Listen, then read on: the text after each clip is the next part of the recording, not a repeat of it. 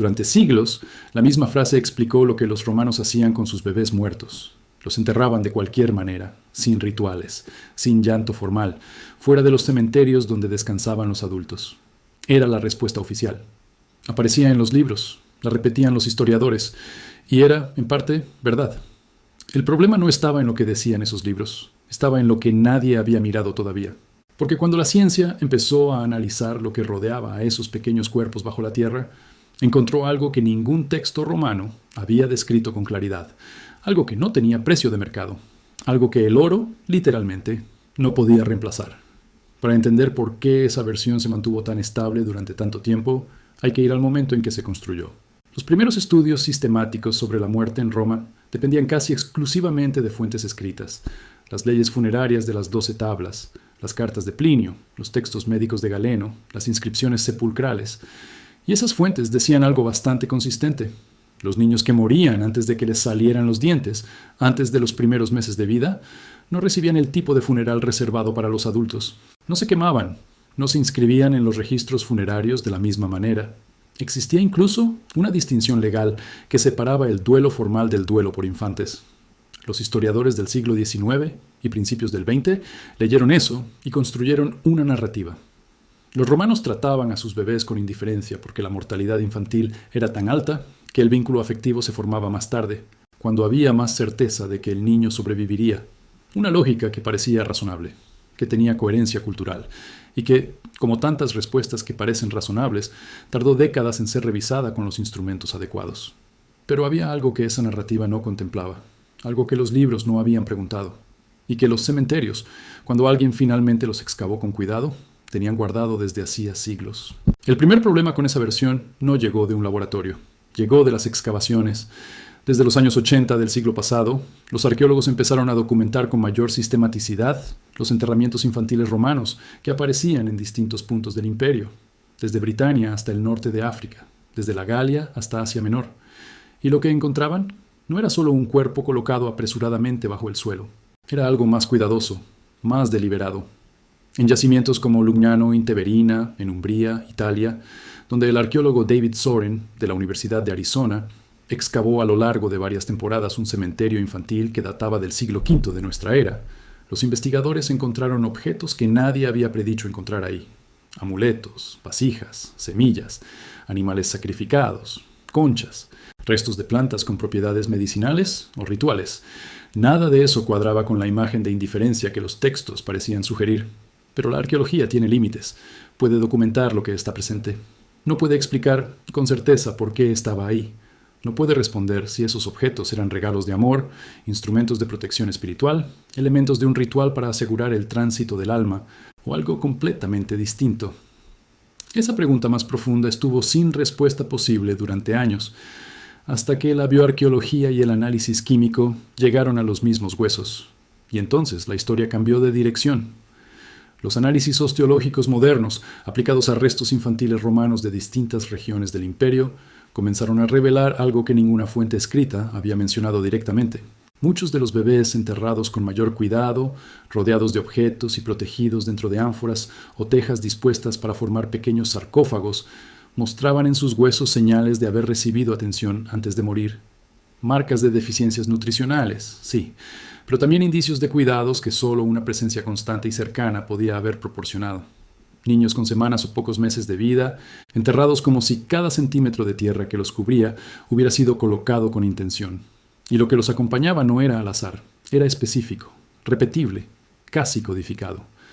En varios sitios arqueológicos del centro de Italia y de otras provincias romanas, los investigadores documentaron la presencia de elementos que aparecían con una frecuencia llamativa junto a los cuerpos de los más pequeños. Amuletos fabricados con dientes de animales, especialmente de perros y jabalíes, colocados cerca de las cabezas o junto a las manos. También aparecían semillas de plantas como el hinojo, asociado en la tradición médica romana a la protección y al sueño, y restos de ungüentos en pequeños recipientes de cerámica o vidrio. Lo que la arqueología empezaba a sugerir era que esos entierros no seguían una lógica de descarte, seguían una lógica de protección. Y eso abría una pregunta que los textos solos nunca habían podido responder. ¿Qué creían exactamente los romanos que esos objetos podían hacer por un niño que ya no estaba? La respuesta estaba en sus propios textos médicos y religiosos, solo que nadie los había leído con esa pregunta en mente. La leche materna no era solo un alimento en la cosmología romana. Era, según los textos de la época, una sustancia con propiedades que el oro no podía comprar ni replicar. Plinio el Viejo, en su Historia Natural, dedica varios pasajes a las propiedades medicinales y protectoras de la leche humana, describiéndola como el fluido más puro que el cuerpo humano puede producir. Galeno la trata como un transmisor de vitalidad entre la madre y el hijo. Y la tradición religiosa romana consideraba que los niños que morían antes de ser destetados se encontraban en un estado de vulnerabilidad espiritual especial. No habían completado el umbral que los separaba del mundo invisible y necesitaban ser acompañados al otro lado con los mismos elementos que los habían sostenido en este. Por eso aparecen vasijas pequeñas junto a esos cuerpos, no como decoración, como provisión para un viaje que los padres creían completamente real. Enterrar junto a un bebé lo que lo había nutrido en vida no era pobreza simbólica.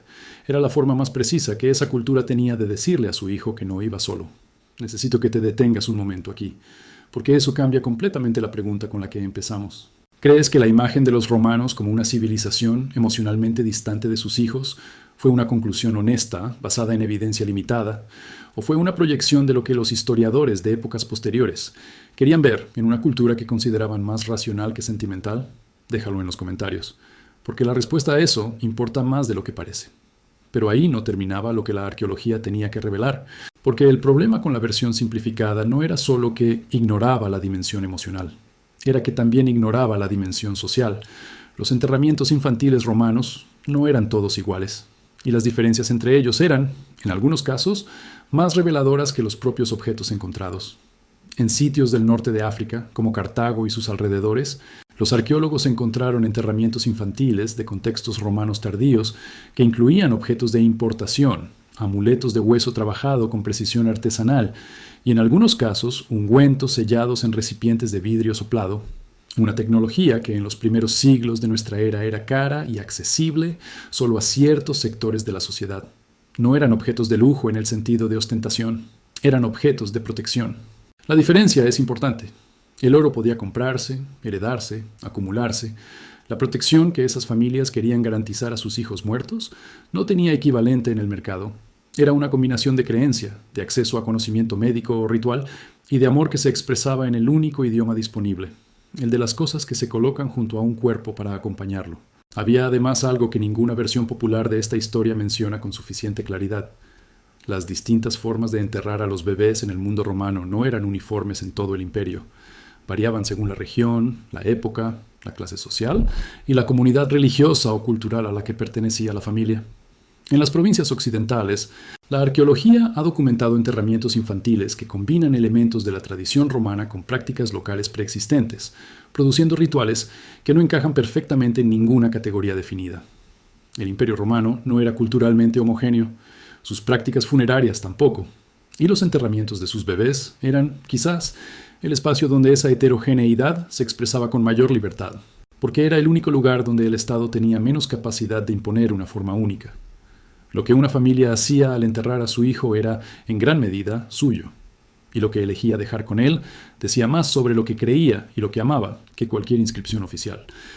El modelo que se enseñó durante generaciones presentaba la muerte infantil en Roma como una realidad que sus habitantes procesaban con distancia pragmática. Ese modelo no era una falsedad deliberada.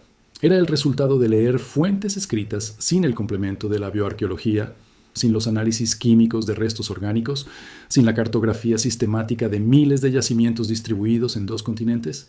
Era una respuesta razonable construida con los instrumentos disponibles en su momento. El problema no fue el error inicial. Fue que ese error se convirtió en la imagen de referencia antes de que existiera forma de verificarlo, y que esa imagen se reprodujo en enciclopedias, en documentales y en clases universitarias durante décadas, mientras los yacimientos que la contradecían esperaban ser excavados con herramientas que todavía no existían. Hay algo más que ninguna versión popular de esta historia menciona. Tiene que ver con lo que revela la comparación entre los enterramientos infantiles de distintas culturas antiguas mediterráneas cuando se analizan con los mismos métodos. Porque cuando los investigadores empezaron a hacer esa comparación sistemática, el patrón que emergía no era el de Roma como una excepción fría rodeada de culturas más cálidas, era el de una variación continua dentro de la misma cultura, con familias que en condiciones similares hacían elecciones distintas que hoy son legibles en los objetos que eligieron dejar junto a sus hijos. La ciencia no encontró indiferencia cuando miró de cerca los huesos y las vasijas y los amuletos. Encontró un intento persistente, repetido en miles de tumbas a lo largo de siglos y continentes, de hacer por un hijo lo único que quedaba disponible cuando ya no había nada más que hacer: rodearlo de lo más valioso que se tenía. Y lo más valioso que se tenía no siempre era lo más caro, era lo más protector, lo más cercano, lo más real dentro del único sistema de creencias que esas personas conocían.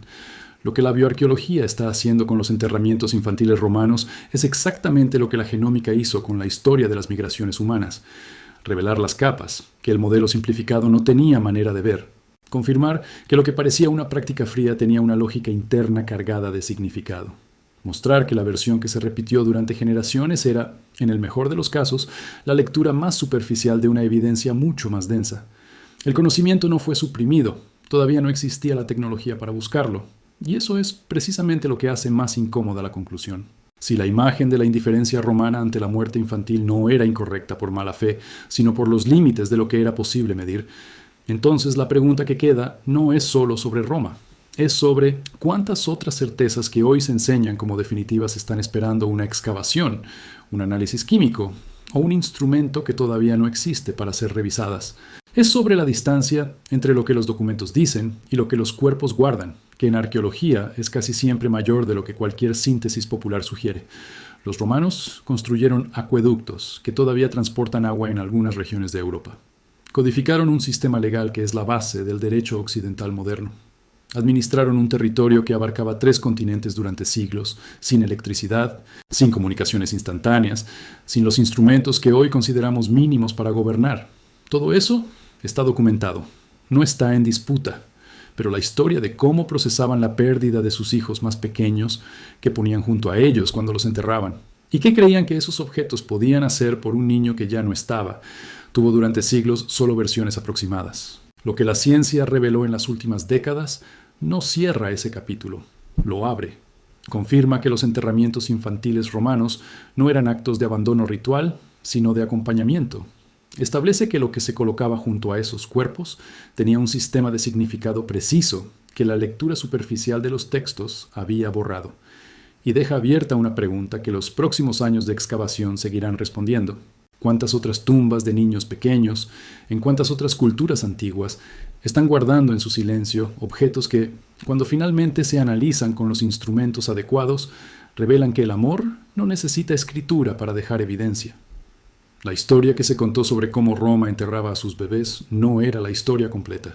Era la versión que cabía en los documentos disponibles. Y cada vez que llega un instrumento mejor, la historia no se simplifica, se hace más humana, más antigua, más reconocible de lo que cualquier versión distante y fría podía sugerir. Los romanos sabían lo que valía un hijo.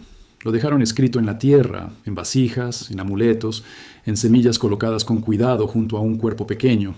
No lo escribieron en piedra porque no necesitaban hacerlo. Lo guardaron donde los textos no llegan y donde solo la ciencia, siglos después, aprendió a mirar.